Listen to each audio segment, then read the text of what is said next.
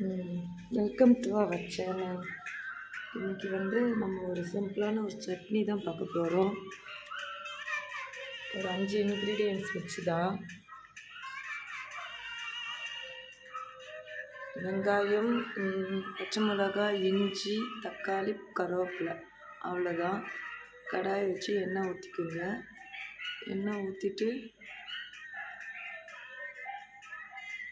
இந்த 5 பொருளும் தனித்தனியாக போடாதீங்க, எல்லாத்தையுமே ஒன்றா போட்டுருங்க. எடுத்து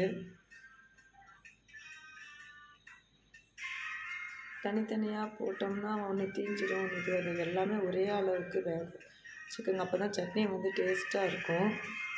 தனித்தனியாக போடக்கூடாது இந்த ஒரு சட்னிக்கு மட்டும்.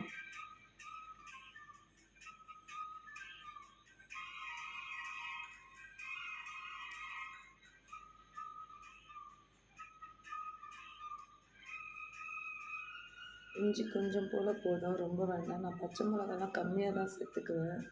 காரம் ரொம்ப நான் சேர்க்க மாட்டேன். அதே போல் எண்ணெயும் கம்மியாக தான் சேர்த்துக்குவேன்.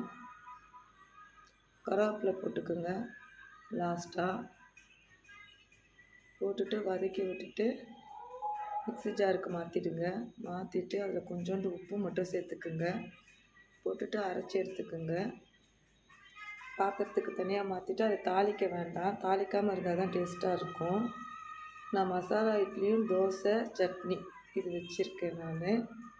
இந்த வீடியோ எப்படி இருக்குன்னு பார்த்துட்டு சொல்லுங்கள். தேங்க்யூ, பாய்.